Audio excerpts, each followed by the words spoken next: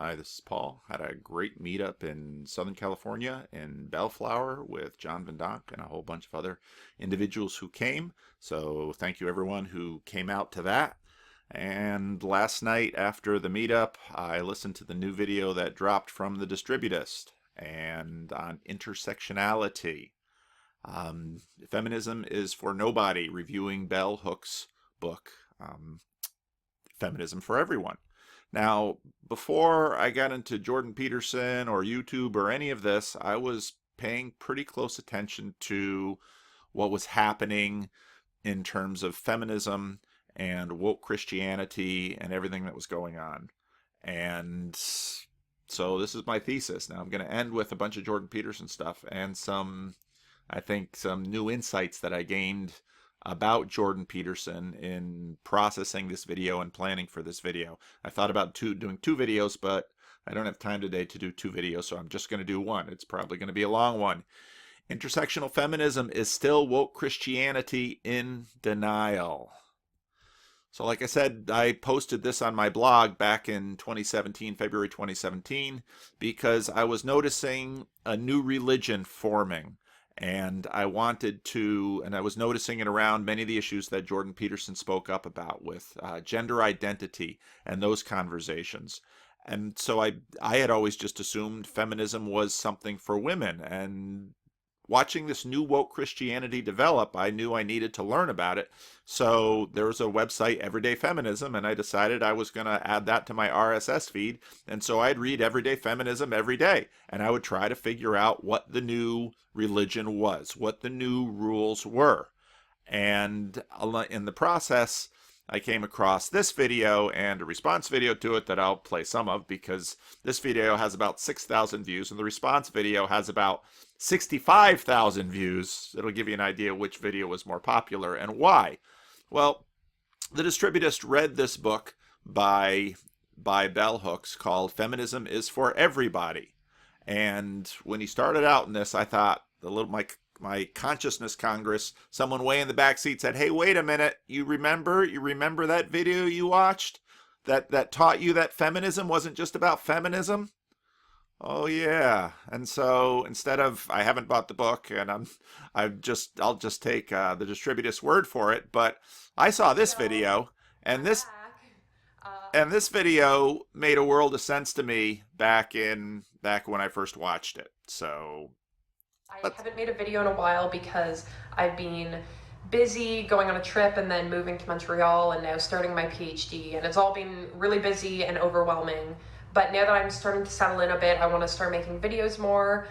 So in that vein, this is another video in a series with Everyday Feminism, which is a website dedicated to helping you break down and stand up to everyday oppression.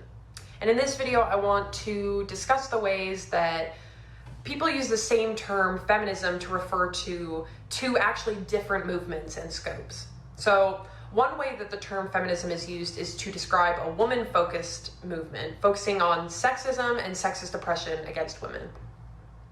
It's a historical movement, and it's the way that the term is most easily understood, I would say. However, there's also another way feminism is used, and that's to refer to a broader movement. So feminism might also refer to, like what we do here at Everyday Feminism, the fight to end all kinds of oppression. So this may or may not be directly regarding women. Women will certainly gain freedom if oppressive systems are dismantled, as women are still oppressed in many ways due to their identity as women. However, feminism as a broader movement is interested in freeing all genders and agender people from all oppressions. So it's a movement which focuses on more than gender-based oppression against women. So let's talk a little bit about these two kinds of feminism. First, there's the woman-centered feminism, and that's the way that most people think of feminism at a surface level. So men's rights activists hear feminism and think femme. That means for women only. Feminism hates men. It's in the name. And feminism evokes this woman-focused movement which fights for the liberation of women from patriarchal oppression. The movement has been going on for many decades and has focused on legal inequalities, women's suffrage, educational reform, cultural inequalities, gender norms, femininity, etc. It's a fight that is far from being over, but we have made historical strides within that movement. And there are valid reasons, I think, for wanting our feminism to be woman-focused. It began with the study and activism of women against our oppressors. Woman-focused feminism, I think, does have the ability to recognize that patriarchal systems constrain more than just women, but remain focused on creating spaces for women to be safe and working against societal pressures and constraints still placed on women qua women. However, this kind of feminism is also hurtful and potentially harmful. It hurts gender minorities and trans women by focusing mainly on the oppression or only on the oppression and experiences of cis women. And this is exclusionary, and it doesn't actually help to advance women as a whole, as it leaves out some women who don't fit a certain mold. It also excludes people who don't identify as women or men, but who still experience gender-based oppression too. So some feminists identify with the notion of feminism as being for women's liberation, the women's lib movement. And while that's technically true of feminism, it doesn't actually capture all the ways that different kinds of oppression will affect women. And it does nothing to account for the ways those oppressions affect people who are not women. So that leads me to the second, I think, more modern version of what feminism is, and that is feminism as a broader anti-oppression movement. So often people just call this intersectional feminism, and that's a term coined by an American professor named Kimberly Crenshaw in the late 80s. So this concept has been a part of women of colors, and especially Black women's feminism, all along. But it has made its way into the mainstream more recently, no doubt due to the tireless efforts of feminists of color. And this broader feminism is intersectional in the sense that it describes multiple critical theories of ways that different but related oppressions and oppressive institutions are interconnected, and they can't properly be examined separately from each other. So these institutions include racism, sexism, homo-antagonism, trans-antagonism, ableism, classism, and more. These are all related, and to look at only sexism, the plight of women, without looking at other oppressions which intersect with sexism for many women, so racism will intersect with sexism for a woman of color, or ableism will intersect with trans antagonism for a trans person with disabilities. There are millions of people who live at the crosshairs of different oppressive institutions and systems, and it's modern feminism's goal to address all of these institutions so that we can all be free. Think of it like this. If you have an infection and you want to cure that infection, you could try certain techniques for cleaning it or trying to eat differently, something like that. But let's say you eventually realize that there's a larger condition that's causing that infection. And in fact, that condition is infecting other parts of your body too. So it's obviously in your best interest to treat the condition so that all your infections can heal, rather than just focusing on one infection. So there's a deeper infection beneath all this that has caused oppression against women. And first we noticed it with oppression against women. Let's call that, let's say, the flu. And then we realized that we had a compromised immune system, which meant I get the flu and I get a cold and I have infections in my mouth and all these things. So let's deal with the underlying problem, and then the individual manifestations of that problem will be resolved. But instead of changing the nomenclature and not to say that feminism is just about women, we're going to continue to call the whole thing feminism, and well, maybe we'll just add something. We'll call it intersectional feminism. Now, back when I saw that at the beginning of 2017, I thought, boy, that's really helpful, because now I can understand the website Everyday Feminism. Now I can understand why they're talking about everything, and now I can really see why this is not just about women's rights. This is its own religion. But what kind of a religion is it? Now, one of the things that the Distributist noticed is that you didn't hear a single dropping of the word postmodern in any of this. But obviously, if you've been listening to a bunch of Jordan Peterson, now a year later, you'd run into bloody postmodernism, cultural Marxism, identity politics, and moral relativism, ontological crisis. And the Jordan Peterson syrup might just be what you need to drink down to, well, at least that's the hope, isn't it? Or that's the experience that people have had. But you didn't hear anything about postmodernity. But intersectionality, well, that's that she says, well, that's modern feminism. And I'm thinking, I always kind of get annoyed by the collusion between contemporary and modern because, well, the words are always slippery. But I would think the beginning, late 19th, early 20th century, in my mind, is modern. But modern feminism means we're going to address the underlying problems that get manifest as oppression against women or the patriarch or whatever, but all of these oppressions, all the oppressions.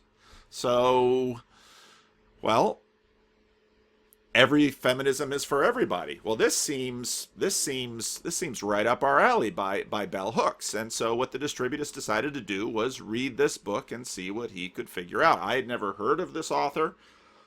I finished college back in the 80s, and I went to a Christian college, so I didn't get educated in any of this stuff. So I got to get educated in all of this stuff, just like many of the rest of you guys, by reading stuff and watching stuff and listening and doing all that kind of thing. But the Distributist decided to go right to the source and to say, okay, well, let's see what we can learn. And so he went to the book.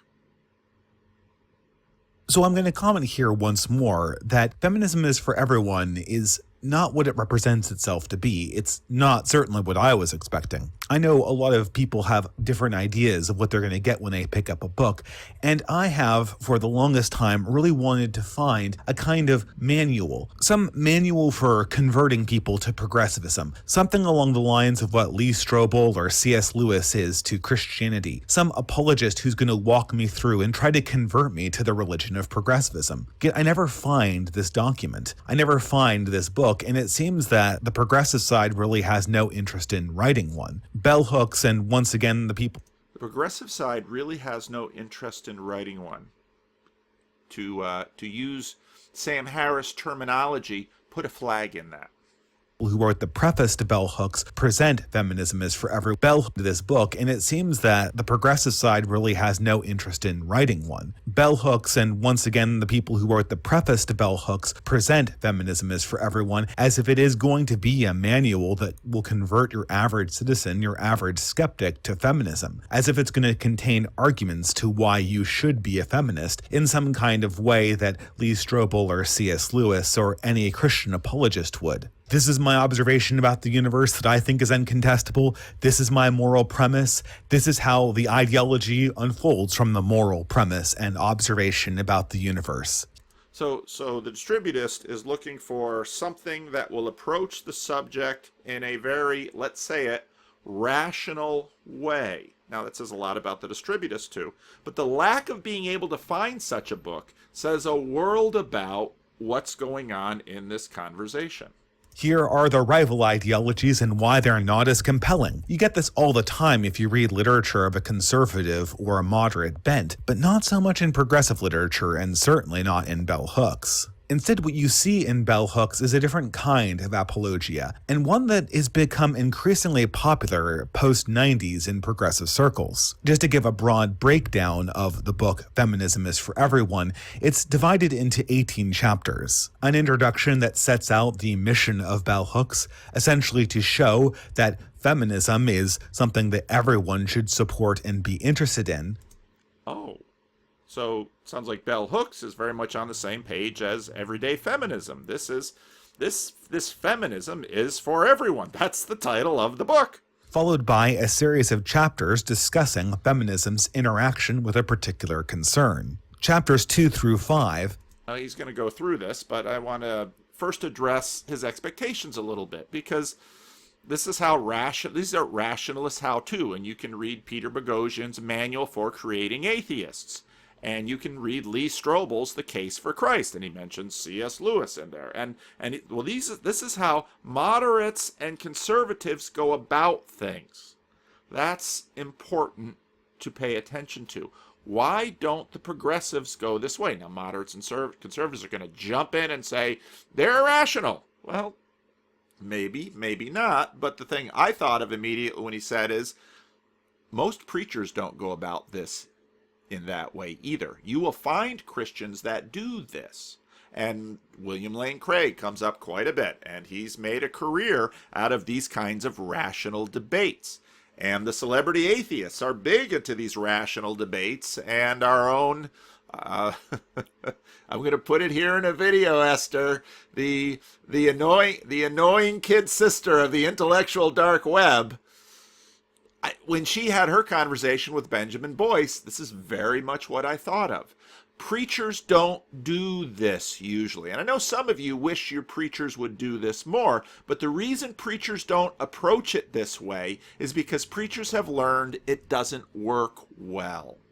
Because I can notice, so if you listen to Jordan Peterson talking about his new extended experience in preaching, otherwise known as a book tour, he talks about, he gives you his method. He looks at an individual, and if you watch him, this is exactly what he does. He looks at an individual, and when he hears the crowd hush, he knows he's onto something. Well, what hushes the crowd? Is there reasoned arguments? Sure. But that's not really what moves us. And whereas I love apologetics, I love reading C.S. Lewis, I like reading C.S. Lewis partly because he's not like a lot of the other apologetics. C.S. Lewis is much more literary, and I see him as a cut above. But who really calls the shots in us? So here a number of years ago, I read Jonathan Haidt's The Happiness Hypothesis, and that book is Jonathan Haidt's Maps of Meaning. Okay, so if you've read his second book, read his first book, because in many ways, before I knew anything about Jordan Peterson, I was following Jonathan Haidt, and I was paying very close attention to him, because The Elephant and the Rider very much agreed with what I was experiencing. People, the elephant is most of our unconscious self, most of our consciousness congress. And the rider is this thing that is imagining he's moving the elephant, but often the elephant is going where he wants to do, and the rider's trying to influence him, but the rider doesn't stand a chance against moving the elephant. And Ian McGilchrist, so someone I've come across much more recently, The Master and His Emissary. Guess what is the master?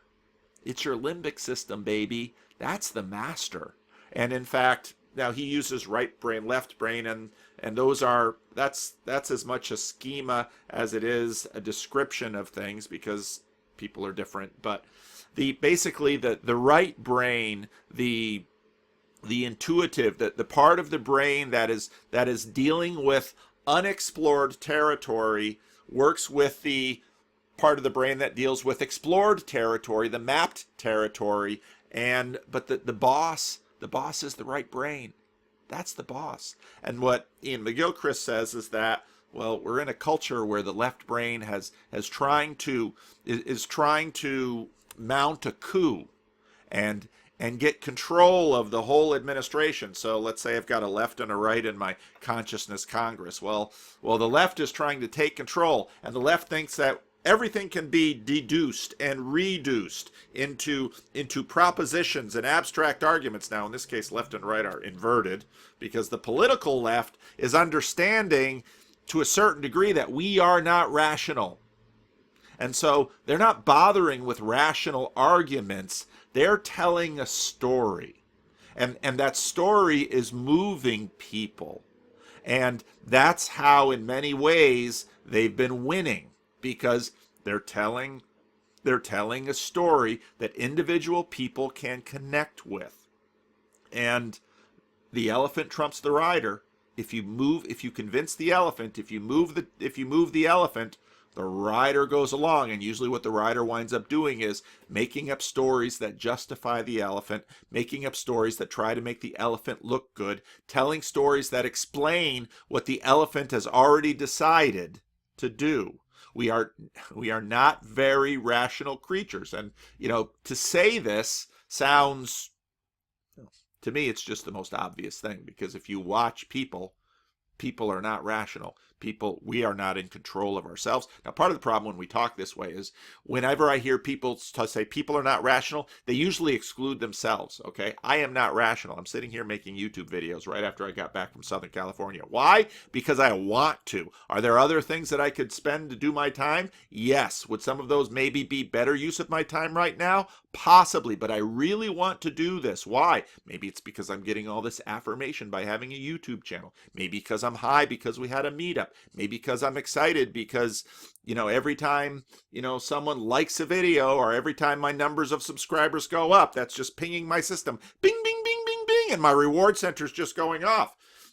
Making a video right now might be a very irrational thing to do, but the writer still wants to get his licks in, so, he's moving my mouth. And if you're liking it, hit subscribe, hit the notification bell, ding, ding, ding, ding, ding, and hit my reward centers, and off I go. The elephant calls the shots. The writer makes up stories. The master is the right brain. The emissary, well, this is stuff we know, so left brain, you go manage that stuff while I deal with the really big stuff, which is this large, mysterious universe that I'm trying to get a handle on, and this large, mysterious self that is really, that is not transparent to myself. Okay?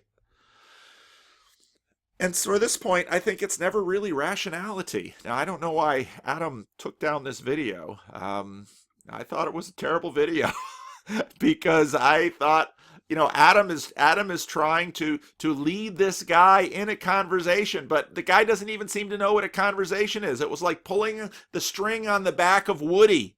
And every time you set up a village atheist, they tell you the same thing over and over. Rationality, rationality, rationality. I don't think they win because of rationality.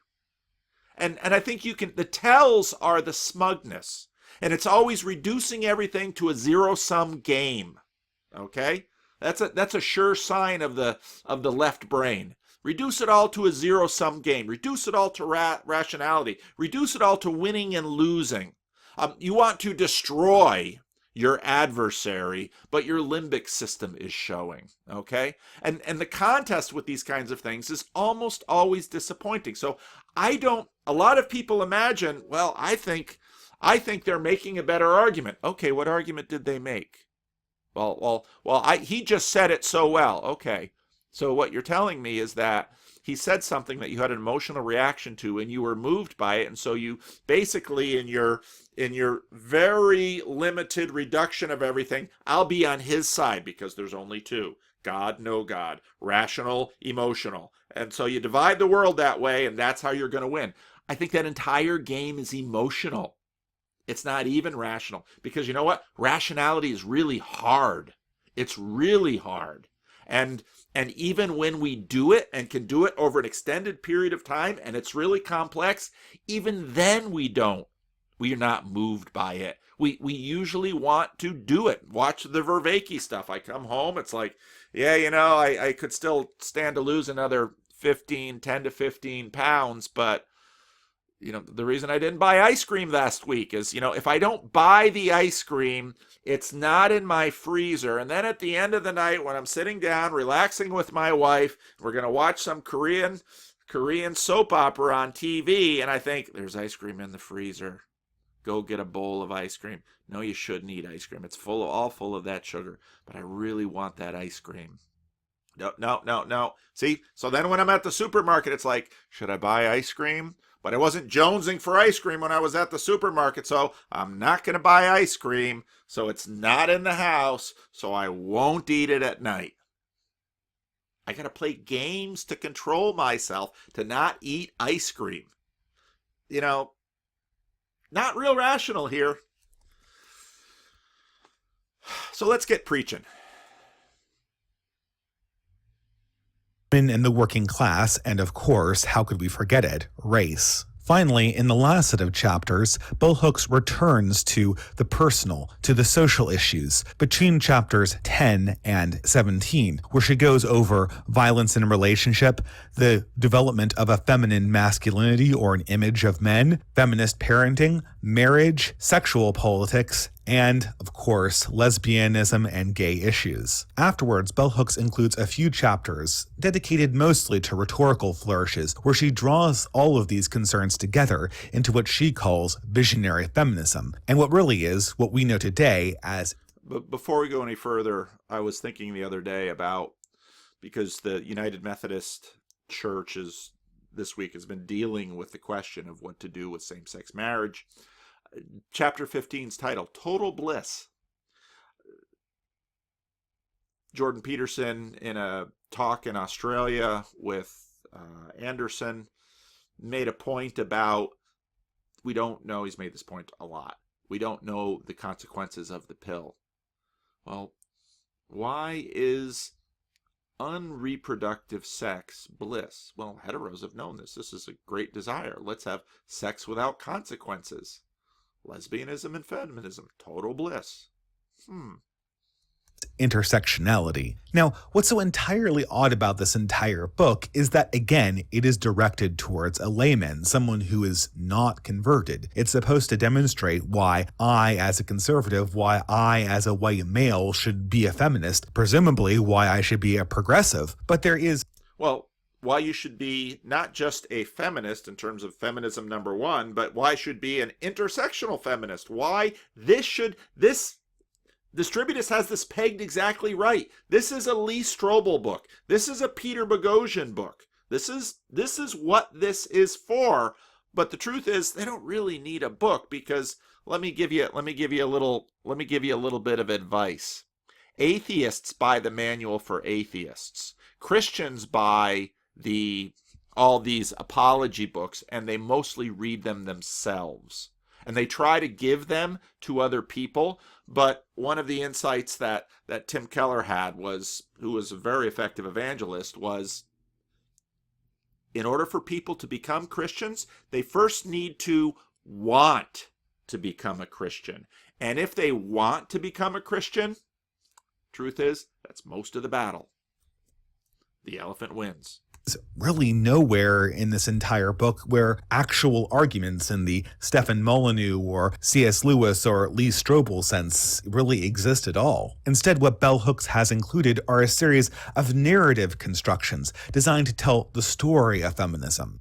Why narrative constructions designed to tell the story of feminism? See, I would argue that the most potent atheist tools for turning Christians into atheists are stories. This is the subtraction story. Back in the day, we used to be ignorant, we were superstitious, we were afraid of spirits.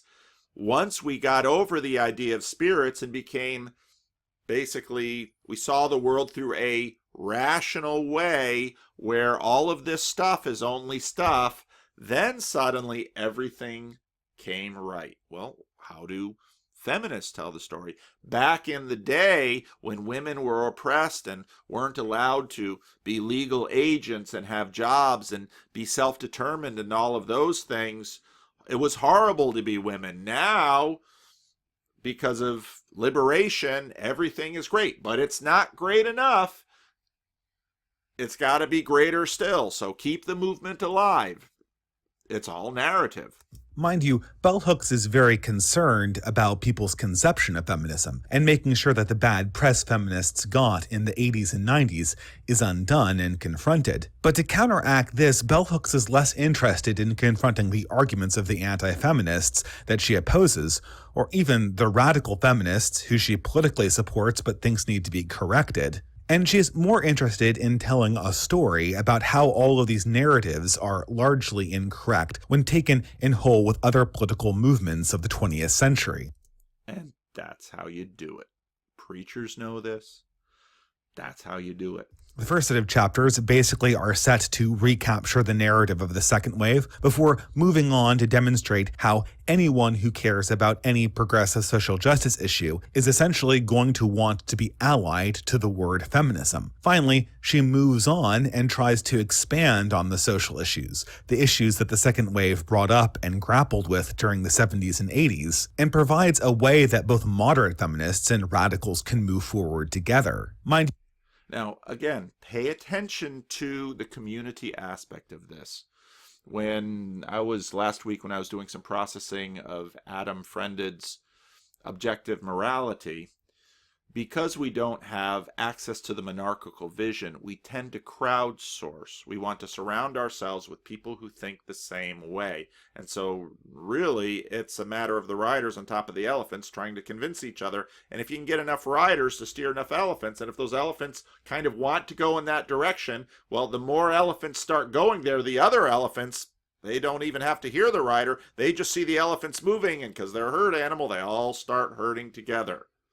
This is how we work. Sociology of knowledge, remember? Bell Hooks is very concerned. She wants a feminism that can be embraced by everyone, that can be embraced by black men and white men and male homosexuals. She wants a feminism that can be embraced by everyone. Now, if you go back to the previous little video that I played of the woman talking about the two feminisms, we've got an eschatology here. We've got we're waiting for the kingdom to come here. If everyone will embrace feminism, then the world will be as it should be. I'd say this is religion. And because of this, she does technically disagree with a lot of radical feminists who gained their popularity in the late 70s more or less as separatists. We know these people exist most famously in figures like Andrea Dworkin. But what's odd enough about Bell Hooks' approach is that she never really contests Dworkin's premises. Instead, what she tries to do is emotionally conciliate her with other, more mainstream figures of modern feminism. Why does she work emotionally? Again, now the rationalist jump to that's just emotion. Yeah. I'll tell you, you want to move a nation? You use emotion. We all know this. This is less a contest about what argument is right or what line of reasoning will eventually carry the day, and more a political story about how all different threads of feminism came together in one vision of social justice. Again, this is polytheism becoming monotheism. This is nothing like an apologia you would get from a Christian author like Lee Strobel. There is no premise, syllogism, conclusion formulation in this book. Bell Hooks takes it as an assumption that you're going to be holding progressive assumptions and simply wants to tell you the tale of how you are a part of the heroic movement that she calls feminism. Put a flag in that one too, because when we get into understand the sacrament of the Church of Jordan Peterson, which is meaning, well, listen to that again. And of course, you're going to be holding progressive assumptions and simply wants to tell you the tale of how you are a part of the heroic movement that she calls feminism. You think you're not going to feel meaning when you're part of that heroic movement she calls feminism? When, well, maybe you weren't lucky enough to be born a woman. Maybe you weren't lucky enough to be born black. Maybe you weren't lucky enough to be born gay. Well, you can be too. Oh, there's too good of a link. I got to drop it in here. Hang on.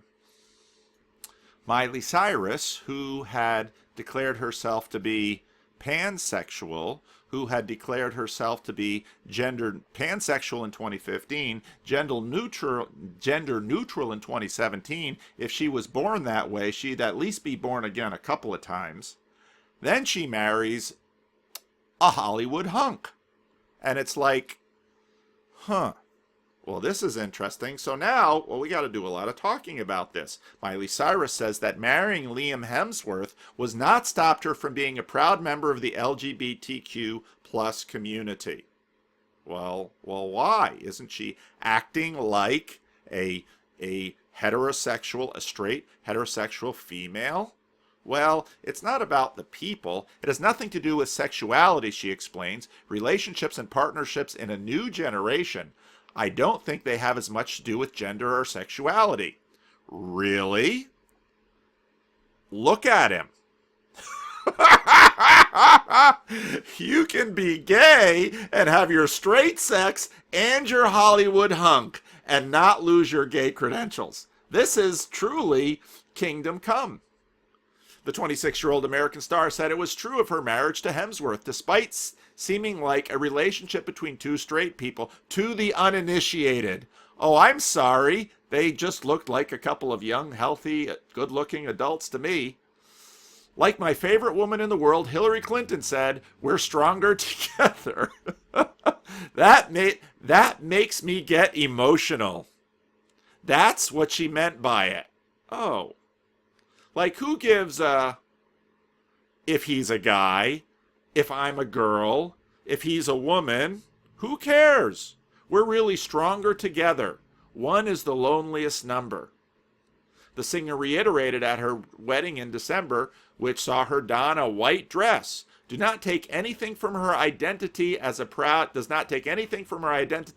proud queer person.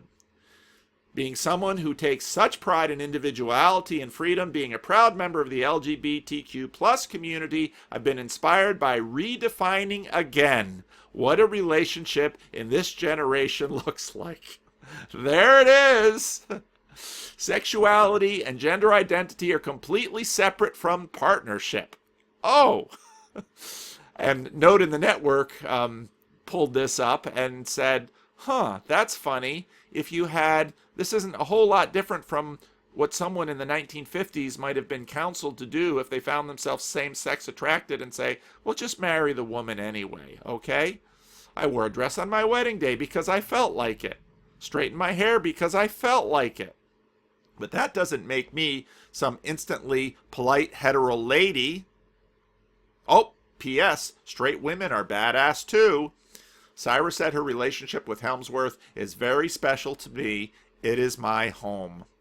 I feel less misplaced when we are in the same room, no matter where it is. And yeah, I couldn't let that go by. So, well, this movement has room for everyone. And you can be a hero of the LGBT community if you're a young, good-looking, famous, wealthy woman with lady parts who marries another big, good-looking, strong, wealthy actor with his man parts. It has nothing to do with the parts, I'm sure. And of course, even the definition of feminism is rather vague. Bell Hooks explicitly gives a definition herself, which she is very proud of, obviously, that feminism is simply the political opposition to all forms of sexism. But this simply begs the question as to the real definition of sexism. It can't simply mean de jure discrimination against females, the kind of discrimination that would be opposed by a Sargon of Akkad or a Jordan Peterson. Certainly, Bell Hooks means sexism in a broader cultural context, but at the same time, the author mentions in passing in several places that she can see a future world where men and women have slightly different roles and different capacities, where there are slight inequalities. So certainly some amount of differentiation must be possible or acceptable. This is of course never answered, nor did I really expect it to be. Still, She has an eschatology.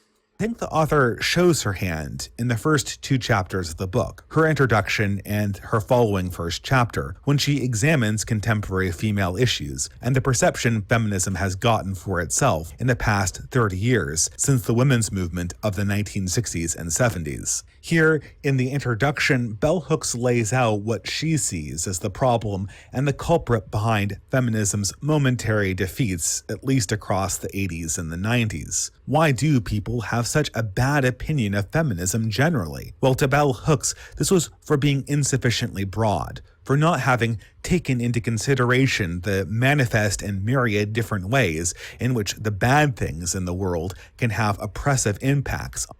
In other words, she started her religion in one area, felt a lot of meaning, but realized this one area was too limiting, and her religion needed to be broader.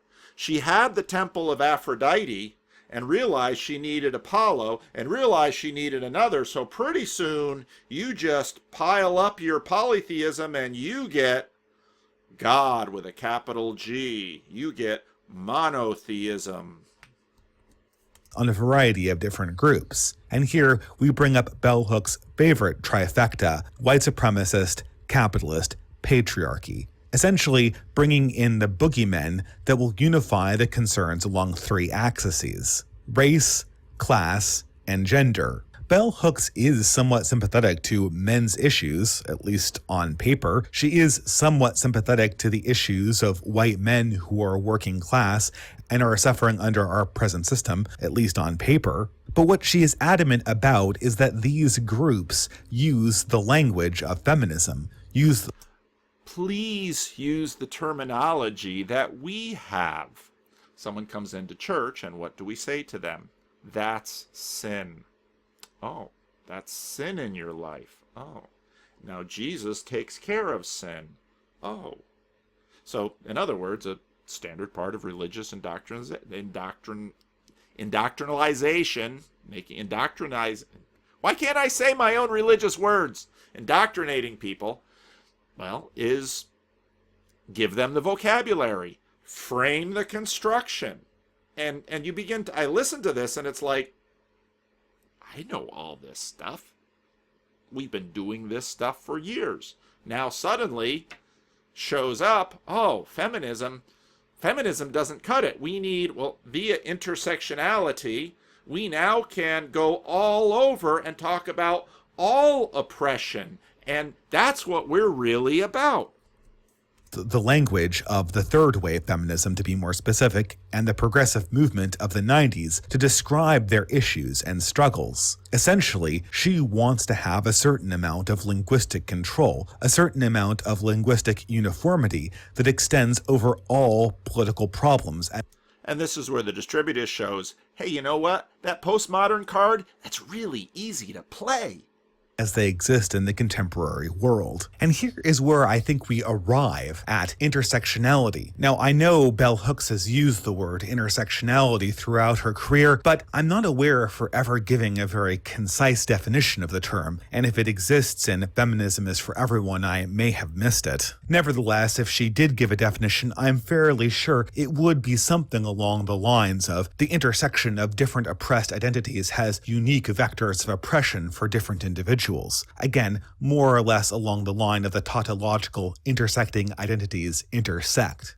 Which he had pointed out earlier in the video, which is exactly right. Not particularly interesting. But I think we come to a more true or more salient definition of intersectionality by looking at how Bell Hooks approaches the problems of different groups inside Feminism is for Everyone. We will understand that first and foremost that despite the fact that Bell Hooks locates feminism specifically as an issue having to do with sexism, there is really no objection any person could have anywhere in the world. There is no problem that could not in some sense be addressed under this framework, that could not be addressed using its language. I could be complaining about my village getting burned down by warlords if I live in the Congo. I could be complaining about the dollar menu getting downsized, or even about the latest video game I bought from EA not being very good. And it would be a feminist issue, although there might be some limitations on the priority feminists give to those issues. But again, this is fundamentally a religious game. Well, it's all sin. And that's what it is. It's sin. Well, now it's not sin. It's, well, this is all bigotry and oppression. Regardless of what human hardship is being suffered, Bell Hooks makes it an issue that involves feminism. The only requirement for the issue to be essentially something that feminists care about, at least a little bit, is that the language of intersectionality and feminism is used to describe the problem and how it originated. As a white male, and how it originated. That's key. And feminism is used to describe the problem and how it originated. As a white male, you can be unhappy about the crime rates in your city, even if the crime rates come disproportionately from black areas, as long as you blame those crime rates ultimately on capitalism or white supremacy. As a male, you can be unhappy about divorce settlements, as long as you blame the problem of the divorce settlements on the concept of patriarchy. Now, I think everyone at this stage knows that white supremacist capitalist patriarchy doesn't mean anything. Except for a few fringe communities, white supremacist is virtually unused, even by people who openly call themselves white nationalists. Usually, these communities describe themselves as separatists. Now, that's key too, because when you look at the monarchical vision, you totalize. And so you imagine, you see the world as it is, and what all these separatist movements. Again, I think it's really helpful to study Malcolm X and study the trajectory of Malcolm X, because at that point in the civil rights movement, you had Dr. King and you had Malcolm X, and in a sense, they expressed the two poles of the question: are we going to live together, or are we going to live apart? And not supremacists. Furthermore, capitalism is another very vague term, something used to describe economic systems that are privately owned, but In the modern day, most people who describe themselves as socialists believe that there's some form of private ownership over industry that is required, if not preferred. And need I even go into the vagueness associated with patriarchy? Classically, it's rule by fathers, but increasingly fathers have less and less a role in family life. Even supposed experts like Christy Winters in her YouTube series, Why Patriarchy is Real, shifts the definition of what patriarchy is several times in the course of the same video series. In essence, I think that white supremacist capitalist patriarchy are simply linguistic placeholders. Placeholders for a much more specific system for deciding priority and unifying all human concerns under one system. Okay, they're placeholders. That's really key here. One system to rule them all that progressives call intersectionality. This system essentially determines the priority of the problems, even if it recognizes all human problems as its concern ultimately. And how does the movement or ideology construct the priority it gives to all of these problems? Well, through linguistics, through an implicit set of associations that make certain problems nearer or further away to progressive boogeymen. This creates an implicit hierarchy in the system, whose justification no person or advocate can really fully explain, but nonetheless operates consistently. Let's, what's the cause? I was noting the chatter on Twitter surrounding the United Methodist Church, and it's interesting where you have non-Methodists who are very, very committed to what's happening in the Methodist Church. And now it's also very interesting, the Nadia Bolz-Weber, she's a Lutheran. There is a God, and then there is the church. The less we conflate the two, the better. That's really interesting. The church may reject God's children, but God never does. To my queer siblings, I'm sorry, you are glorious. Now it's interesting that you want to, on one hand, diminish the church because the church has made a decision that you disagree with. Well, why were you so invested in the decision anyway if it's just the church? Why didn't you tweet beforehand, no matter what the United Methodist Church does, it doesn't matter because it's just the church? It's really hard to fight for something and then lose and walk away and say, it's just the church. Matthew Vines does a similar thing. You're God's beloved children, and no vote could ever change that. My heart breaks that your spiritual family is hurting you like this, but remember that God and the church are not the same thing, and God's love for you is unconditional. Very interesting. Grieving the loss of a church, however, says Rachel Held Evans, or your place in it, can be as painful as grieving the loss of a loved one. Sending love and prayers to all of you who are grieving that loss today. I'm sorry. So, what's going on? All theological distinctions vanish. This is about the cause. Now, what is a religion? This is something that I've talked about quite a bit. My definition of a religion is basically religions answer the big storied questions of life. Now, we ourselves are stories. Again, we're not bodies so much. Our bodies continue to change. When I see a picture of myself as an infant, I say, that's me. Listen to John Vervaeke and Benjamin Boyce's conversation where we talk about story and identity.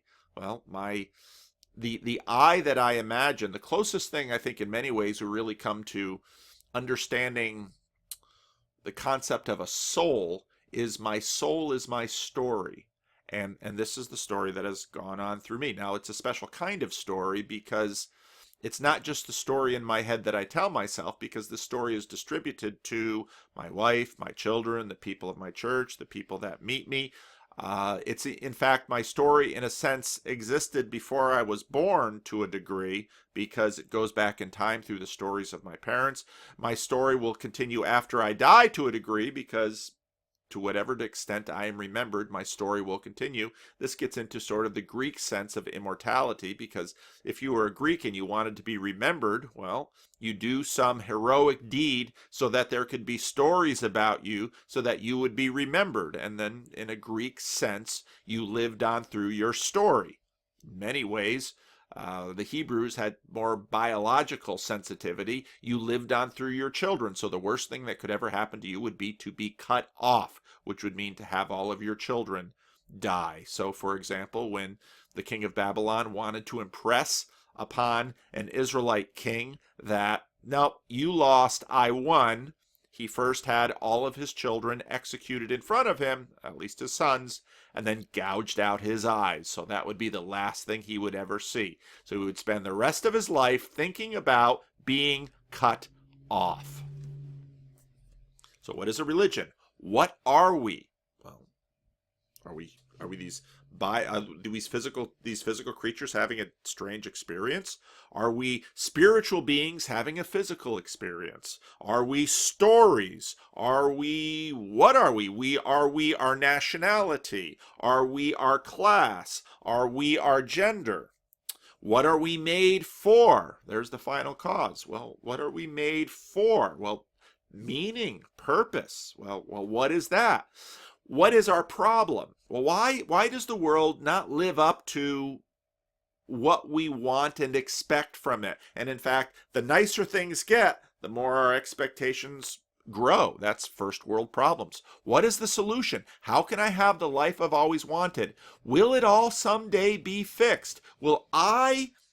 Now, what am I? Maybe I'm my story. Maybe I'm this experiential story that travels through time and changes things in the world. Will I participate in the story in the future? Now, last year in 2018, I preached a couple of sermons on Jonah, and I used some of Will Schroeder's excellent story, excellent video, Every Story is the Same. And before there was Jordan Peterson, there was Joseph Campbell. And Joseph Campbell talked about the monomyth. And you can read all about that because stories have shapes. Well, what is the shape of this intersectional feminism? Well, it's kind of the same story as all of our other shapes. But where do we really get this story from? Well, University of Toronto, I keep bumping into you guys up there in Toronto. You've got some pretty sharp tools in that shed. Good old Northrop Frye. And if you watch Noted and Network, you'll know that Northrop Frye is a big influence on Jordan Peterson, a big influence on his reading of the Bible. And you can see on University of Toronto's website Northrop Frye videos from 1980 where he goes through basically a literary analysis of the Bible, and here he shapes stories. You have infidelity, you have bondage, you have return, you have deliverance. This is part of the reason why Jordan Peterson is motivated, I hope, to do some lectures on Exodus, because Exodus follows this story. Well, how many other things can you relate to this story? Well, there were the bad old days when women were oppressed and subjugated. They were in bondage. And they were in bondage because men were evil, or men themselves were victims of what? Well, victims of bad ideas. You can do the secular subtract. You can do the atheist subtraction story this way. Once upon a time, people were ignorant and used obsolete technology in order to try to figure out the world. And that obsolete technology got carried on, and we kept ourselves in darkness until the Enlightenment. And in the Enlightenment, we began to use rationality, and rationality has delivered us from all those things of the old dark age that used to suppress us. The story of the Bible basically begins with our rebellion, our fall into sin, and then the Jesus story in terms of our redemption and deliverance. All the others depend on a human confession of helplessness and divine intervention. He was basically saying that that's how the stories of the Bible go. There's the big story of the Bible, the big arc of the Bible, but almost all stories of the Bible depend on human confession of helplessness and divine intervention. And he said the one exception to that was the parable of the prodigal son. And I would say, Northrop Frye, you should read Kenneth Bailey on the parable of the prodigal son, because I would argue the parable of the prodigal son, in fact, complies with this story arc. And I know this is controversial and a lot of people out there don't like it, but read Kenneth Bailey, who has studied the parable of the prodigal son probably more than anyone. And Bailey's argument is the quotation of the son in the far-off field, when he comes to himself, he echoes Pharaoh's rebellious line. I'm going to go to my father, and I'm going to dupe him, and I'm going to save myself by making the father save me. The deliverance comes by the father, because the father understands that his son, who is now standing before him, is only trying to put food in his belly and isn't really repentant, and his father still throws the robe around him, puts shoes on his feet to protect him from the village elders, ostracizing him from the community. Well, Northrop Frye's dead. He's no longer available to read Kenneth Bailey, but all of you can. So look at Augustinian Christianity versus, let's say, woke Christianity. Well, where did we come from? You have the Garden of Eden. You have the perfect garden. There's a snake in the garden. Well, woke Christianity doesn't go into much in terms of where we're from. People might say we're born to be stars, or we're made of stardust. It's usually some hallowed, well, everything was once upon a time great and right. We can imagine, maybe it's only an imaginary past. When Augustinian Christianity, there's my rebellion. But notice that oppression comes from the outside in. I'm not the agent of my rebellion in woke Christianity. I am the victim of the oppression of others, and then that victimization becomes internalized, and I go on to victimize others and victimize myself. But again, notice the fundamental difference in direction. But many people will see it as the same thing. Well, what does that mean? That means that my rebellion yields my sin.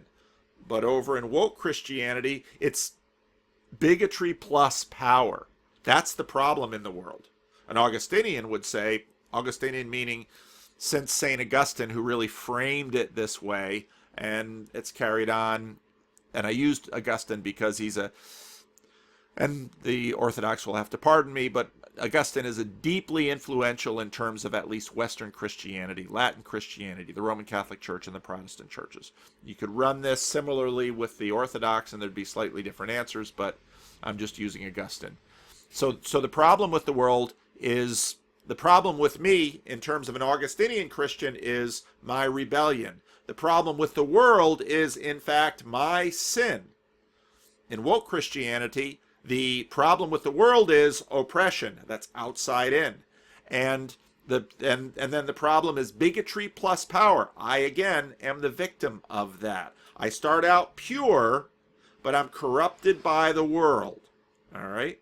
And there's a long line of history to that premise.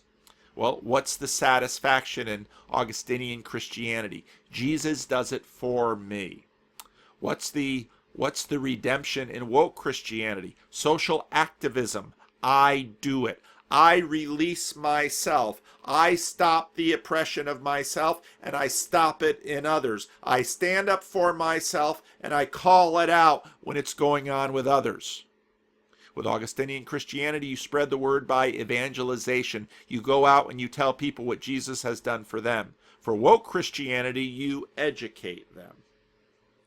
The climax, or the eschatology, for Augustinian Christianity is the new heaven and the new earth for the living and the dead. Everybody participates in it. Well, you've got some realized eschatology in woke Christianity. Hopefully there'll be a new world. So if I get in touch with my oppression and release myself from my oppression and release myself from the oppressors, well, then I can experience liberation. And then it's my job to carry liberation out into the rest of the world. Now you can run this in terms of atheism too.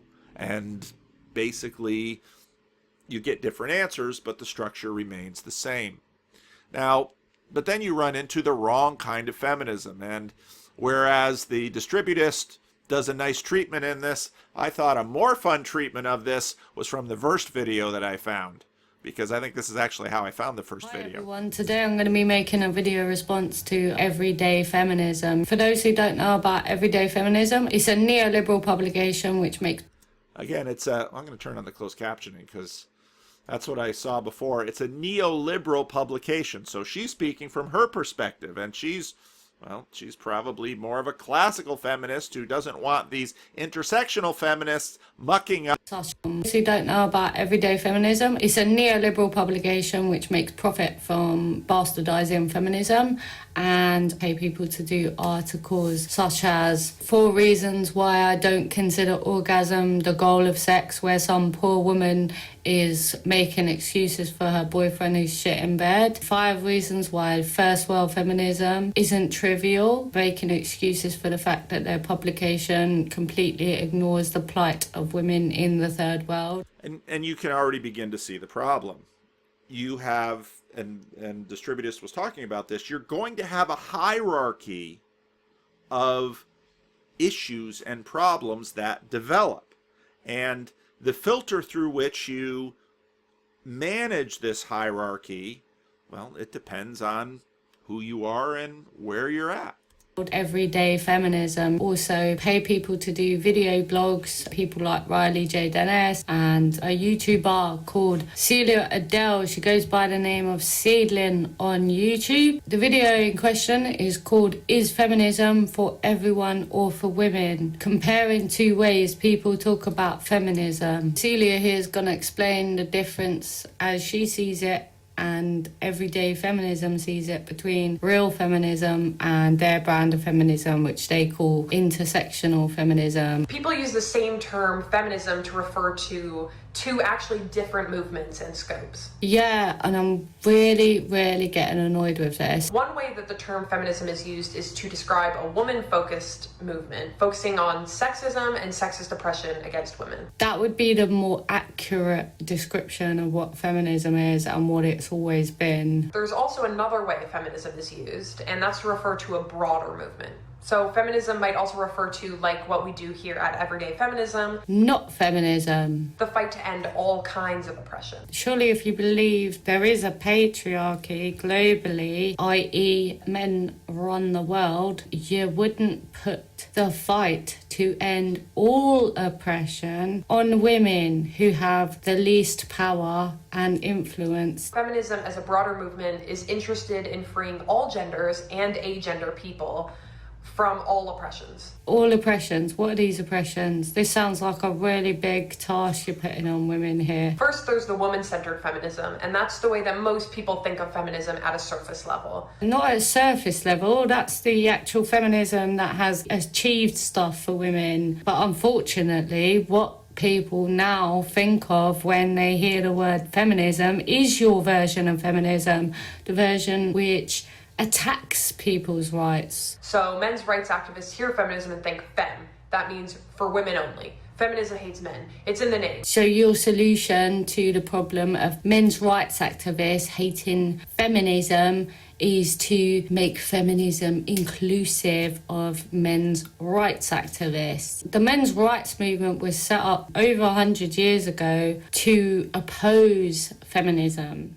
And again, you can see her biases through this. But you can see this, well, you think Christians fight? You think churches fight? Well, this church fights. First wave of feminism, and it continued from the second wave of feminism, opposing the second wave of feminism, and now it's continued into the third wave of feminism, actually opposing second wave feminism through the medium of third wave feminism. The movement has been going on for many decades. It's been going on for actual centuries, mate. It's a fight that is far from being over, but we have made historical strides within that movement. The feminist movement has actually achieved quite a lot. Woman-focused feminism, I think, does have the ability to recognize that patriarchal systems constrain more than just women. How do you figure that then? But remain focused on creating spaces for women to be safe. Safe from what though? You should really be asking these questions. You should really be asking these questions.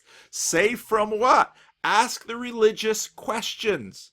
Because if you ask the religious questions, what are the big questions? What really are we fighting? Is this coherent? I looked on Everyday Feminism on your violence tab, and the first page didn't have a single article about actual violence. I just find it incredible. However, this kind of feminism is also hurtful and potentially harmful.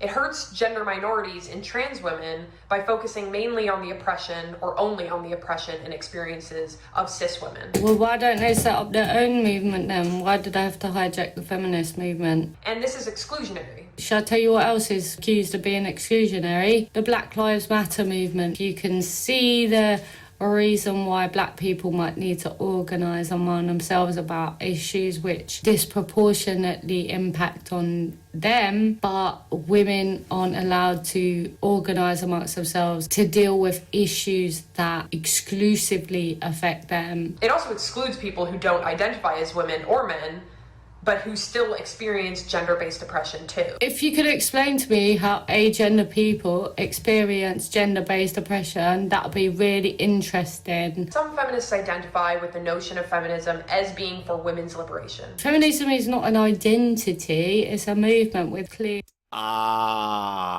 Feminism as an identity. There we go. There we go. And of course, this woman says, wait a minute, it's not an identity. It's a movement with, well, maybe clear aims and goals. Goals and aims. And well, that's technically true of feminism. Yeah, it's technically true. And it's literally true as well. It doesn't actually capture all the ways that different kinds of oppression will affect women. First of all, if you're going to talk about a revolutionary situation, you have to have people who are physically able to wage revolution, who are physically able to organize and physically able to do all that is done. And it does nothing to account for the ways those oppressions affect people who are not women. Yeah, why are women the only ones that can have babies? What about men?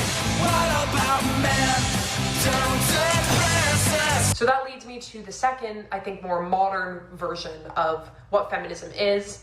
And that is feminism as a broader anti-oppression movement. Just about oppression, solving oppression. People just call this intersectional feminism. Not really being honest there, because intersectional feminism was talking specifically about black women in America. And that's a term coined by an American professor named Kimberly Crenshaw in the late 80s. Kimberly Crenshaw wrote about specific case studies impacting black women in America in the 1980s. Her model cannot be used to advocate for gender identity. So this concept has been a part of women of colors, and especially black women's feminism, all along. But this concept doesn't include men. You need to read Kimberly Crenshaw to see that. She wrote about women in America. But it has made its way into the mainstream more recently, no doubt due to the tireless efforts of feminists of color. Because black women in America have all this power to dictate what happens in the mainstream. It's not men that have decided that they'll get to be included in feminism at all. Different but related oppressions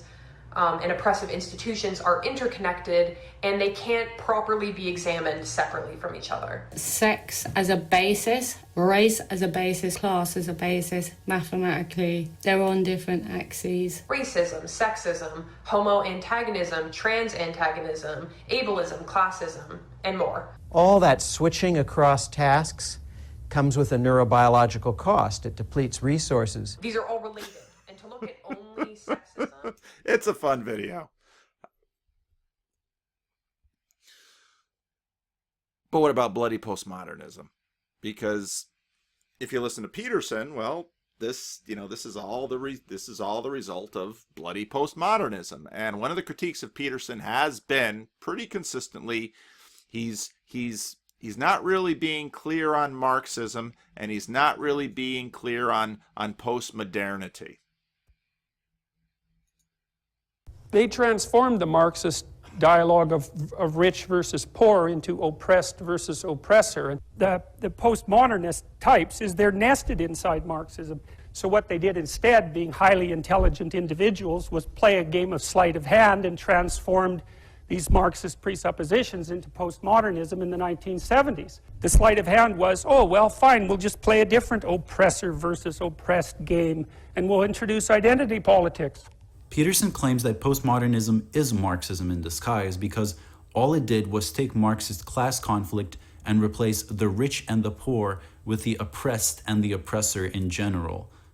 Now, I think this person has a point, but I think actually the Distributist, I think, really gets this right better than Peterson, because, you know, when Peterson was in, what was it, San Jose recently for the book tour, you know, why do they want to destroy? I think they want to destroy competence. I don't think it's that. I don't think it's that nefarious. And again, the rule, don't attribute malevolence when ignorance, stupidity, and incompetence can account for it. And even a Calvinist like myself, watching the success of woke Christianity, won't attribute it to overall malevolence, except perhaps Satan. So I think here the Distributist really gets this right. This is because the tool of intersectionality isn't ideological or methodological. It is simply a political alliance. That intersectionality isn't ideological. It isn't methodological. It's something they're using for a political alliance. That's all it is. And that's why it doesn't take much to watch it break down. Its only use is political. And I think the Distributist is right here.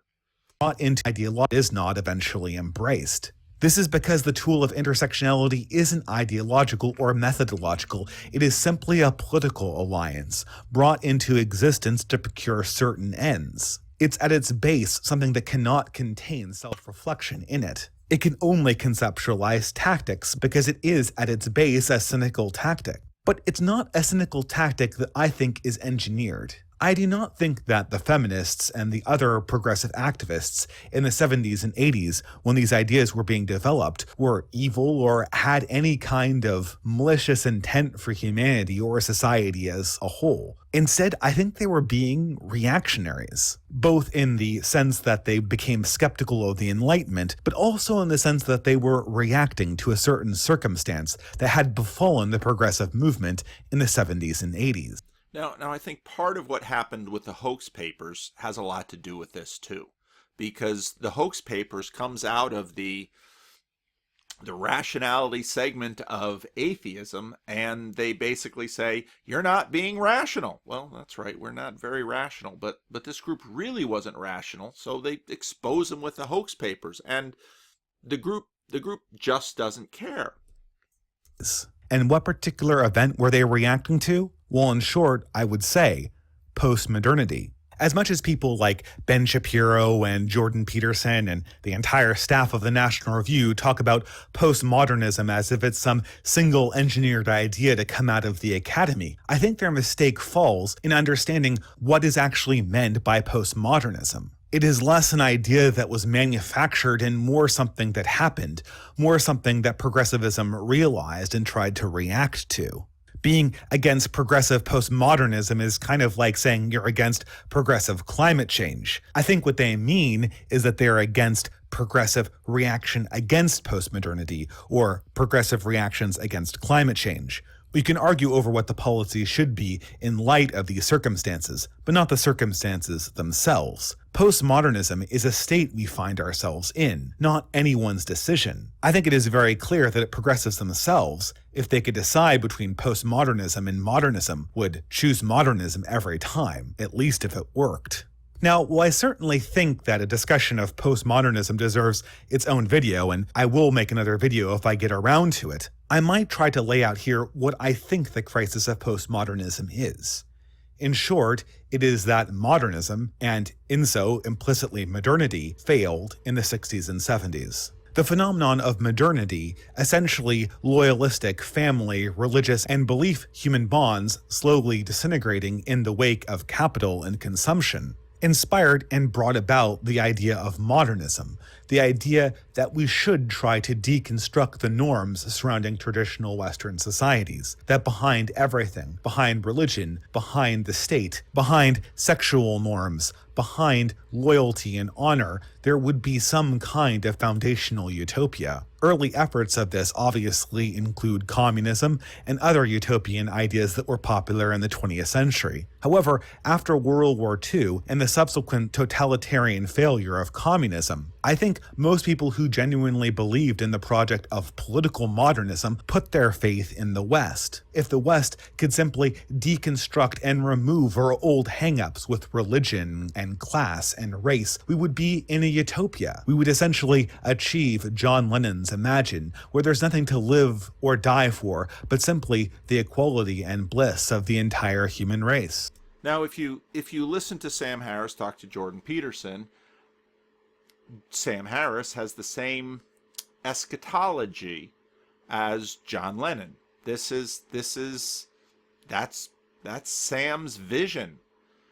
Well, where does that come from? Well, there's something underneath. There's a story underneath, and there's a story of how you get there. And so Sam says, well, it's going to be rationality. That's going to get us there. Well, woke Christianity says, no, it's going to be oppression and bigotry plus power. Those are the problems. So what we need to do is, well, and he's going to talk about it, other people need to have power. Oh. I think due to a variety of circumstances that I'm not going to get into here, this hope was ultimately shown to be a failure. A partial failure, if not a complete one, leaving many people who were wed to the modernist project to understand that something fundamentally wrong had happened. There needed to be tools to explain how progressivism could move forward in the wake of these failures. Of course, postmodernism started with radicalism, sometimes with separatism, sometimes with a deconstructive approach that seemed to consume all meaning away. But these strictly academic approaches didn't have political legs, at least not like the civil rights movement initially did. And so I think that the academic progressive left was in limbo during the period of the 80s and 90s until intersectionality was developed and popularized. And what is intersectionality? Well, simply the left's technology to approach postmodernism. In other words, intersectionality gave the left's technology to approach postmodernism. I think he said it very well. It gave them a flag to rally around. Now, why is that important? What kinds of creatures are we? Now, again, back to Jordan Peterson stuff. We seek meaning. Oh, now we have a flag. The idea that modernism has failed at addressing the issues of modernity. There might not be any kind of unifying concept of rights. There might not be any kind of John Lennon's Imagine waiting for us. But through the power of language, a political coalition can be formed. A power can be forged that can contest for all of the interests of the original progressive coalition. The fight can continue, and all members can share in the struggle for liberation as long as we adopt the common language of intersectionality. It's a tool, perhaps a cynical one, but a tool nonetheless to procure an activist good. Now, why do we need to do this? Why do we need people around us? Well, again, we cannot achieve the monarchical vision, and so we crowdsource this stuff. And well, if it's just the feminists, and if it's just the black folks, and if it's just the disabled folks, and if it's just the gay men or the lesbian women or those who feel some gender dysphoria, well, you're not going to have any political clout. Well, raise the flag, and here they all come. And well, as long as, well, now you have the dynamic. As long as there's the man to push against, you can have your coalition. And you're going to have to keep alive the man to push against in order to keep your coalition together. This is one of the things that I noticed in the church fights. The church, even if the progressive wing won battle after battle, they always had to posture themselves as losing. They weren't losing at all. But they needed to posture themselves as losing in order to keep their coalition together. Well, this is, again, human sociology. We see this all the time. Americans fight like cats and dogs with Americans until there's an external enemy, and then all the people get together and cooperate. And they cooperate around some identity. We're Americans. At the end of World War II, the big concern was nationalism. People are too nationalistic. We need to break down nationalisms because that's what brings us to war. Well, nationalism gets triggered when there are other threats outside and all the identities line up that way. Same with 9/11, Islam. We're simple creatures and we look for simple things to rally around. Now, in this, I do think there is a separation. I do think there are those among the intersectional progressives who realize that postmodernity actually means postmodernity, and that there is no John Lennon's Imagine waiting for them over the hill. But for the most part, I imagine that quite a few progressives, maybe even Bell Hooks herself, haven't fully internalized the lessons of postmodernity and the reactionary view of politics. They're still laboring under the idea that we're part of some kind of civil rights movement, that there is some implicit human right that we can discover by continually deconstructing more and more pieces of the traditional society and replacing them with intersectional language. There's something underneath it all. You see, in John 1, the word becomes flesh. Well, what are we always trying to do? We're trying to make the flesh into word so we can make it into flesh again. Because we can manipulate words. Well, we're having a little trouble manipulating each other. Well, that's why we use words. A recipe, I think, to make the academic class like Bell Hooks a new priest class for determining how power is divided up. But I'm not going to argue that point here. Instead, I will finish just by giving my final thoughts on Bell Hooks' Feminism is for Everyone. Surprisingly enough, I did learn something from the book, although I think it's quite obvious that the book was never addressed to somebody who had so many core philosophical disagreements with progressivism itself. Still, No, in fact, it is very much addressed to people with core philosophical positions. These books are written for their own people, not for other people. They're bought by it's Christians who buy apologetic books and give them to non-Christians, and they don't always get read. Or it's someone who thinks they maybe want to become a Christian who might buy Lee Strobel books. Understand after reading it, I think, more about what excites progressives so much about the idea of intersectionality and why they append it to everything and anything that they do. Before intersectionality, in the wake of modernism and modernity's failure, all progressives had to fall back on were a myriad of different movements, each with different priorities, each with different levels of radicalism, and each which would fight each other if it came down to it. With intersectionality in place, all can march together. It is a common banner, a vanguard that can carry the progressive movement into the future, well after the original circumstances that led to its origin have faded away and have shown themselves to be ultimately destructive.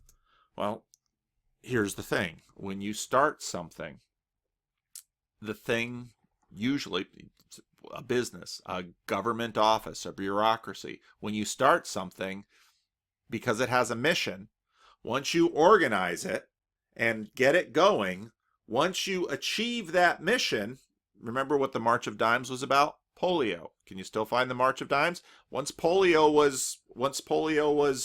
was conquered, well, what does the March of Dimes do? Oh shoot, I hope I didn't get that wrong. I better check. Hang on. I was right. It was polio. So March of Dimes was founded in nonprofit organization founded by FDR, 1938, Foundation for Infantile Paralysis to Combat Polio. March of Dimes was coined by Eddie Cantor. After funding Jonas Salk's polio vaccine, the organization expanded its focus to the prevention of birth defects and infant mortality. So if you go to their site today, well, shoot, we're going to banish polio. But once you banish polio, you can't banish the March of Dimes. It has to live on. Well, how do you live on? You live on by expanding. And that's how you continue to live on. And that's exactly what happens with feminism and how many other things. Well, we got the vote. Okay, well, what's after the vote? Well, better treatment in employment. Okay, what comes after that? They're never going to die. And in intersectionality, progressives have found something. They have found something useful that traditionalists, that conservatives, that libertarians still haven't even begun to develop. They have found a way to make progressivism postmodern. They have found a way to make progressivism survive the initial consequences of modernity's fall. And under the banner of intersectionality, as contradictory and as cynical as it might be, they will eventually win. That is, of course, if nothing further is done by their opponents to learn from their mistakes. And this is where I have a little bit more optimistic view than the Distributist does. But, you know, the point about the March of Dimes, that's feminism. And so this woman asks, you know, what about feminism? Well, we already have feminism. You don't need to call the other thing feminism. And then you've got the feminist heretics. You've got the power feminists who want to lean in. And I thought capitalism was to blame, but now you tell me you want to lean in order to climb the corporate ladder. Or you've got the right to life feminists, and they're like, well, guess what? Guess how many babies in India and China are being killed because they're female infants? You might not consider them to be a baby, but you might recognize their gender even before they're born. Well, I suppose that gender's assigned to them by the ultrasound. But they're heretics. They're the wrong kinds of feminists. So this stuff continues. Now, if meaning is the sacrament for the Church of Jordan Peterson, how does that connect here? When I drive to San Francisco, I often notice on the side of Interstate 80 over near Berkeley, there's the big people statues. Okay? And you can find that on roadsideamerica.com, or you can find it actually over in Berkeley by I-80. And last time I drove by there, I noticed all the homeless people around. What's really interesting about this statue, and what I noticed right away, is what is being memorialized. What is being embodied by this piece of art? It's the act of protest. Okay? Now remember, go into Jordan Peterson 101 in terms of maps of meaning and personality. First you act things out. Well, what's interesting is this sign is about protest. Protest itself is the sacred thing.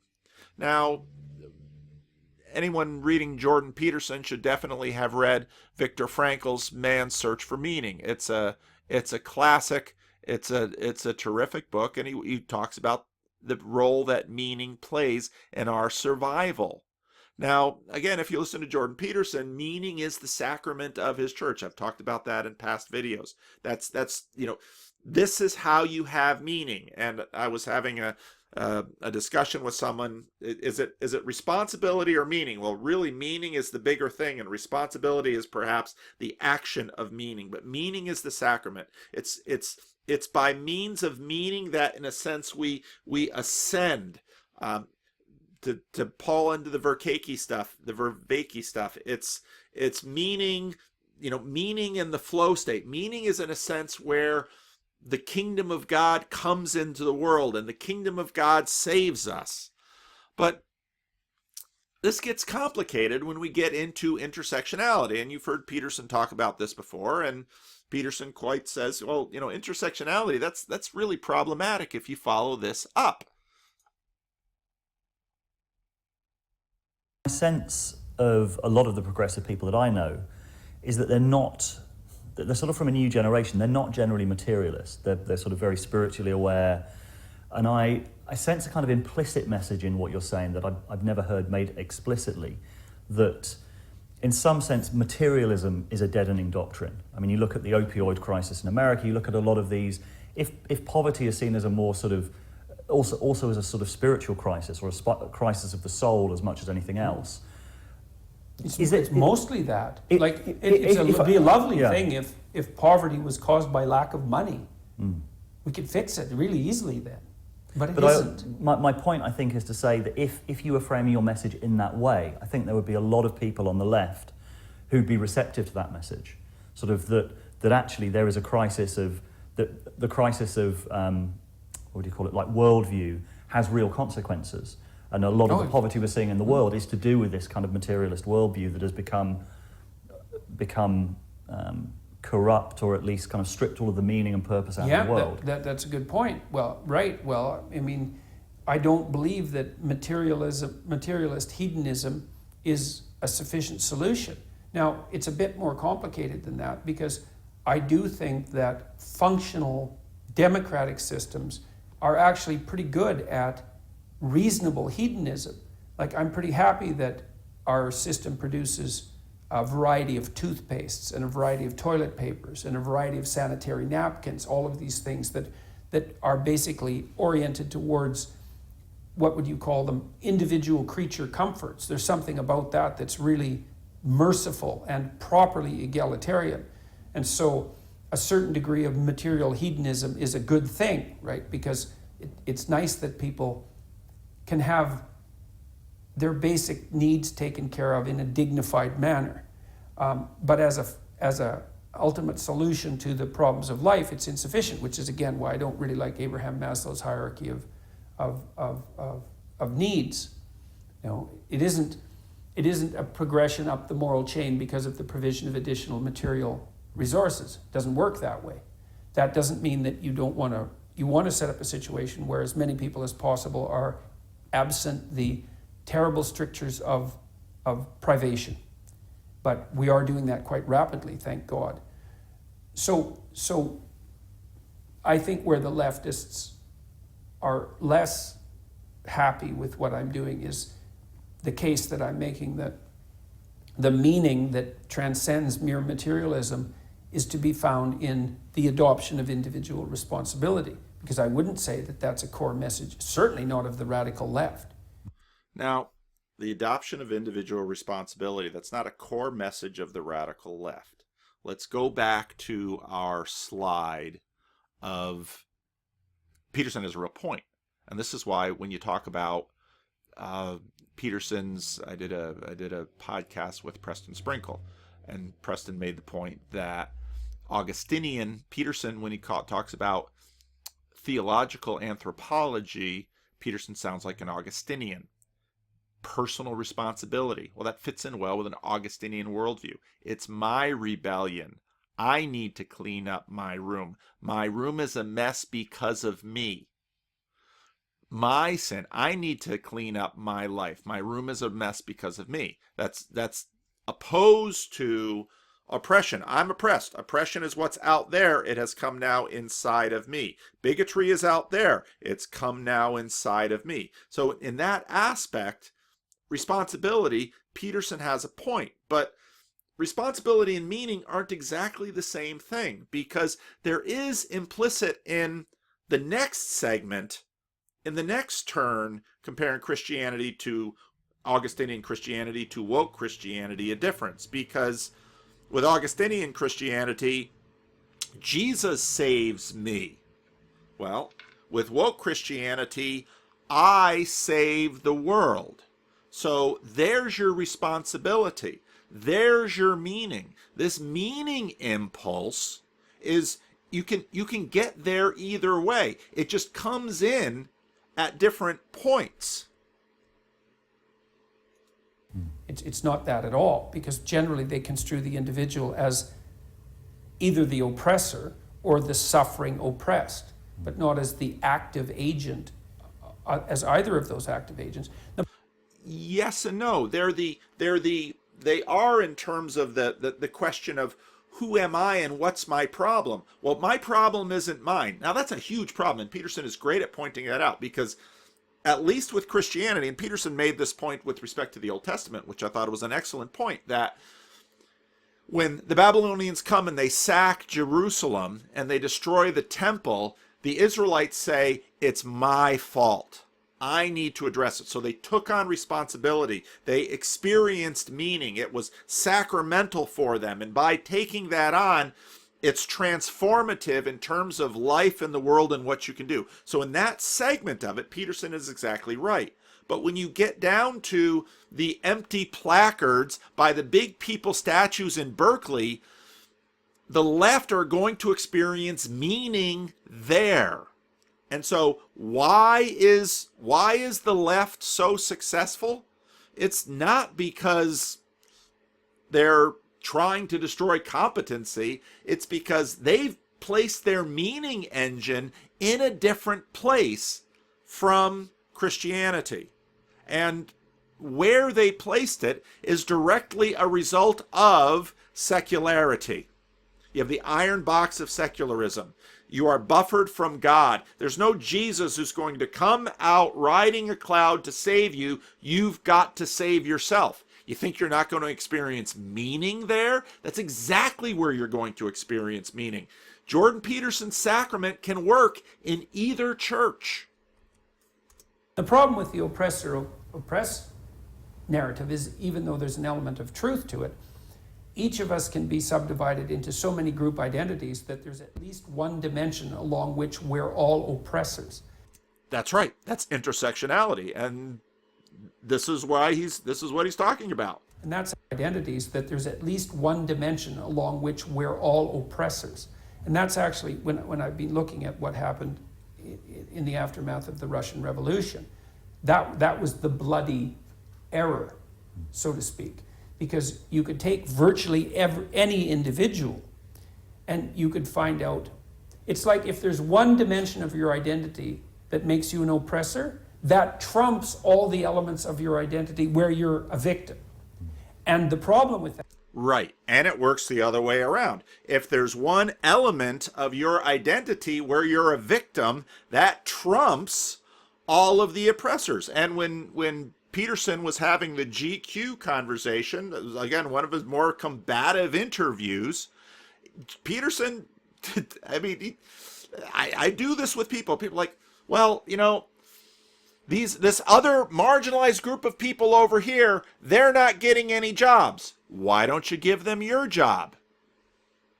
I like my job. I don't want to give it up. Oh, well, you're oppressed because you're a white woman, but you're an oppressor because you're white. Okay, but now we're going to get Calvinist. Oh, but I'm owning my privilege. And all I have to do is say I'm owning my privilege, or I'm totally depraved, and now suddenly that absolves me from all responsibility. Well, if you have to win your own salvation, you're still kind of on the hook. That is, there is one element of your identity where you're an oppressor. And so that's sufficient justification to throw you in with the predators and do whatever is necessary to dispense with you. And that's sufficient the other way around. Everyone can line up and say, I was discriminated against by Southwest Airlines because I'm tall. You know how uncomfortable that seat was? I had to sit in that little seat and my knees were up against the thing and I had to sit there. I was oppressed today because of my height. Well, there we go. I'm oppressed. Well, and Peterson says that, but it always goes both ways. That's exactly what happened in the aftermath, well, not only of the Russian Revolution, but all of these radical leftist revolutions. It's like, well, if you're a socialist, well, you're not sufficiently pure from a doctrinaire perspective. And if you're a student, well, then you're part of the emerging bourgeois class. And if your parents were reasonably, what would you say, efficient farmers, then you're part of the kulaks. And like, it just went on and on and on and on. There wasn't anybody who escaped from being tarred with the brush of oppressor. And that is because each of us are, in fact, oppressors and oppressed. Every single person shares both of those things in common. And that's right. And that is, in a sense, Augustinian Christianity. We are victims of sin and we are sinners.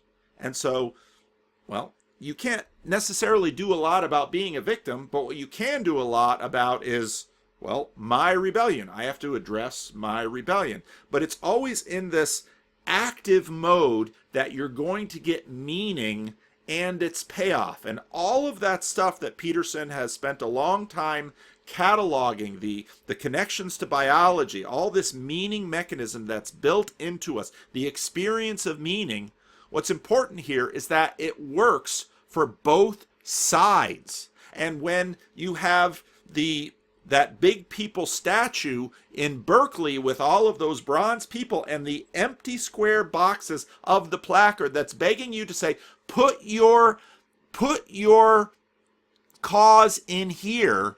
The cause itself is incidental. What's important is the action of protesting. Do y'all remember? No, now I'm going to pull this up. Hang on. Do y'all remember the woke Kendall? I didn't know her name. The woke Kendall Jenner ad? Remember what that was about? It was all about this. It's we're protesting. And actually, I use that for a sermon too. And you've got all the different people, and oh, there she's gonna get woke. And hold my. Oh no, she sees a dude. So and that's of course the money shot. It's like, hold my wig, person of color. I've got some liberating to do. That's meaning. That's, that triggers everything. Well, here's the problem with that trigger. Well, let's jump back to this interview a second. Got a couple of minutes left, so this might be quite a big question. But just come back from the US, where we interviewed Paul Vanderklay, a Christian pastor who's been doing quite a lot of videos about your thought.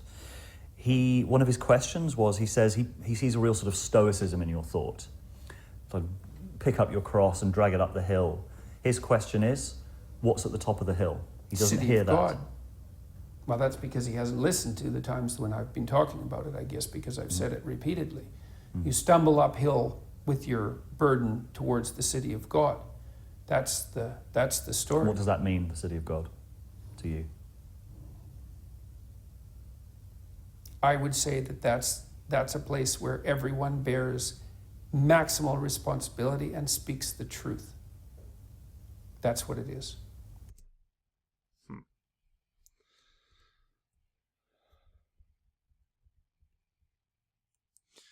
Verbs and nouns. Verbs are about the world being a form for action. Drag that cross up the hill. Responsibility. That will connect you with God, where you tell the truth. Well, what you've really got is different truths being told. Are you a victim? Yes. Are you an oppressor? Yes. One side wants to say, well, nobody wants to say they're an oppressor. I'm a victim. Yes. And see, what's deep underneath all this is nobody wants to say I'm an oppressor. Why? Christianity. The Caesars didn't have any problems saying they were oppressors. The Greeks didn't have any problems saying they were oppressors. In fact, even Israel, to one degree or another, David ran a small empire. David and Solomon, they were oppressors over the Edomites. They were oppressors over the Moabites. They were oppressors over the Ammonites. They oppressed and put down the Philistines, and because the Philistines had been oppressing them. And so here you have world history. Christianity comes along and says, nope, it's not a good thing. Now Christianity is a very subtle interplay between equality and hierarchy. Okay? Christianity plays lots of games with hierarchy. You have the Son of God, who has the highest status, becomes nothing. Tells his disciples, the greatest in the kingdom of heaven must be the servant of all. You have all this hierarchy stuff. And then Jesus goes and does what? He heals regular people. And he in a sense transforms the story to see through the eyes of the sinful woman who's anointing his feet. The eyes of, he gives the beggar sight. And so there's equality comes from Christianity, and it maintains hierarchy at the same time, and does so in a certain way. Now, Jordan Peterson, his sacrament is meaning. It's all about verbs. It's a form for action. Drag that cross up the hill. But then David asks him, God? City of God? Which city of God? What God? What is God like? Intersectionality has a hill too, and they put a flag on it. And again, this is all inherited from Christianity. In a sense, if you're going to tell Sam Harris you're a Christian, you also have to tell the intersectional people they're Christians too, Because they're playing the same games. And all of this game has been so deeply formed in us in the West from Christianity. And so the question with Peterson is, hey, you're going to get meaning by verbs, by taking responsibility, by dragging that cross. There's your sacrament. That ties heaven and earth. And when you're doing something on earth, you're moving something in heaven. And the world becomes put back together in the correct way when you're doing meaningful things. That's the verb. But what meaningful things? That's the question of nouns. Every story has sentences, and the difficulty for Peterson is always going to be the nouns. He's worked his whole life on the verbs, and he's really been helpful with the verbs, and I think he's dead on right. But now the question is nouns. A lot of critiques of Peterson say he's fundamentally a modernist. The GQ ad, the woman says to him, you're just, that's always the criticism. We're marching up our hill, Jordan. We're taking our cross. We actually were trying to get other people to carry our cross, but we're marching up that hill. I'm an activist. We're trying to save the world here. They're feeling meaning. And they're feeling meaning in that way. And I'll tell you, I know a lot of leftist people with very clean rooms. And they have their lives together, and they've got their vision. Their verbs are straight. Their verbs are very Petersonian, but their nouns are different. And so a lot of people look at, it's very interesting to look at where Jordan Peterson and Steven Pinker differ and agree. Because in many ways, they agree on the nouns. He and Steven Pinker share the noun, the city on the hill. They're working on the same city. It's modernity. And the distributist is right. It's the left they're dealing with failed modernity, and in a sense, Peterson and Pinker say, it's not that bad. And he spent his life figuring out the verbs, and he's done great work with the verbs. Other critiques say he's got post-Cold War PTSD, and he keeps going back to that. And both sides have critiqued him with that. And, well, what's he doing? He is fearing we are going back to that. Is he an alarmist? Is a legitimate fear? Seems legitimate to me. We've often been on the brink of this. In the 1930s we were. In the 1970s we were. The Cold War had a way of, in a sense, focusing America on the external enemy. But I remember the debates between right and left. How much should we fear the Soviet Union? In the 30s and the 20s, it's a utopia. And then, well, the curtain was pulled back, and well, it's a utopia if you don't mind genocide. Oh, shouldn't go there. But we keep coming back to it. Well, is it Marxism necessarily? Well, there's certainly some Marxist elements to it, but is it the thing beneath Marxism that is the same thing he's fighting? Is it actually the elements of the religion that have sort of been inverted? And again, Peterson's meaning verbiage works in both ways. And so all of the people in Miss Jenner's Pepsi commercial, what are they doing in that commercial? They are acting out meaning. Well, what kind of meaning are they acting out? Well, now we're going to get into the nouns. The kind of meaning they're acting out is, I would argue, fundamentally self-righteousness. To be part of the crowd set, to be part of the protest says, we are right, you are wrong. And what's built into protesting is our righteousness. Now, it's a very different thing when I think about the kind of stakes that were, well, this obviously developed during the civil rights movement. There were protests before that, obviously, but I think part of what gave those protests that power was the sacrificial nature of it. Because when the African Americans of the South lined up to march, they knew very well about the fire hoses and the dogs. And it was the fire hoses and the dogs that changed the hearts of white America. And the change of the heart was exactly that Augustinian move.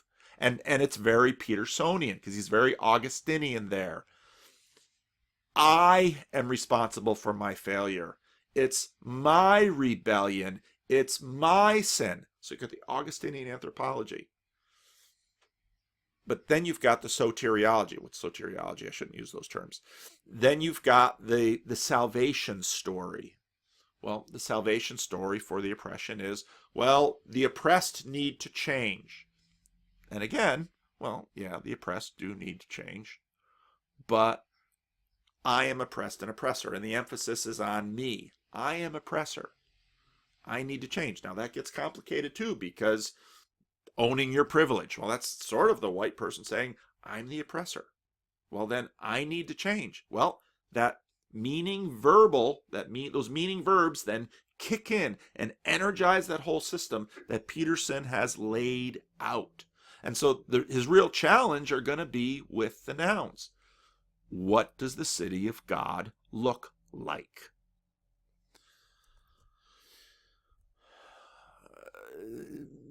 I get frustrated by the never-ending book tour. I want more videos. But at the same time, y'all have been very generous. In just about any city he goes to, if he says something significant, someone will send me a tweet or an email, and I've gotten a few out of Sydney.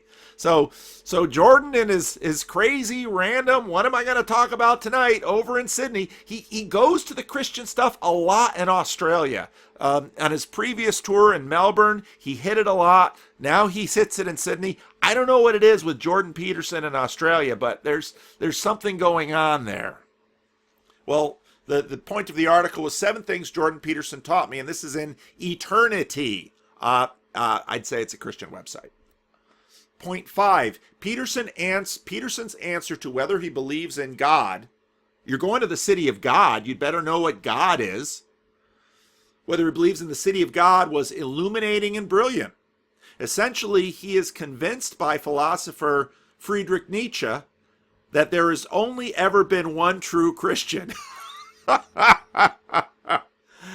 And he ended up on a cross. Yeah, Christians can say that.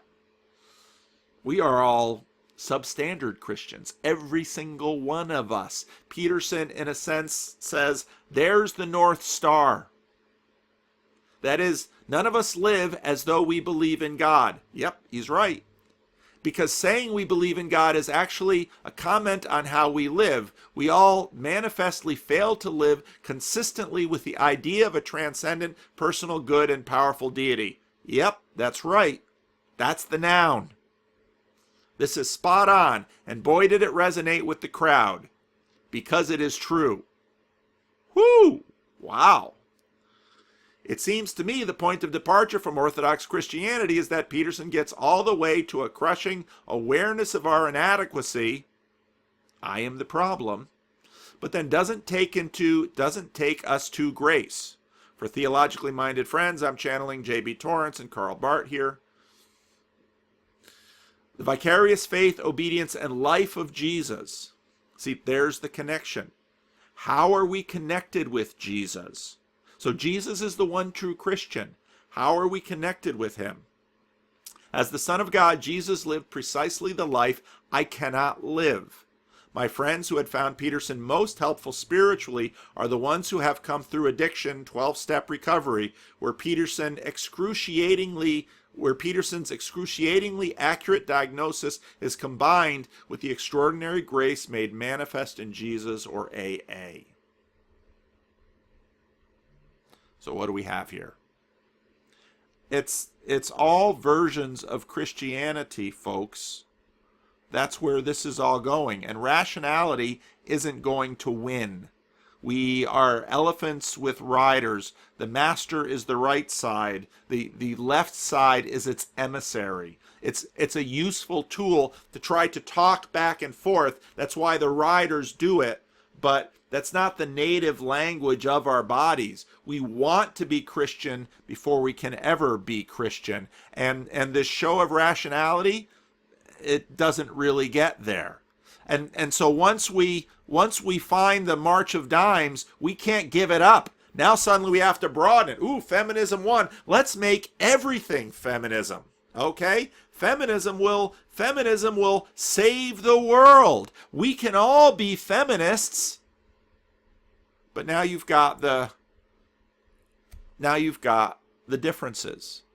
So my sin, my rebellion, the meaning system gets engaged. Jesus died for me. It's done for me. Well, on the woke side, the meaning system, I'm oppressed. Everyone's an oppressor. I'm going to forget the ways that I'm an oppressor conveniently and point the finger to everyone else. It's basic self-righteousness. But I need to save the world. Now you're going to engage your meaning. It's nouns and verbs. Peterson's really got the verbs right. The noun seems like he's working on.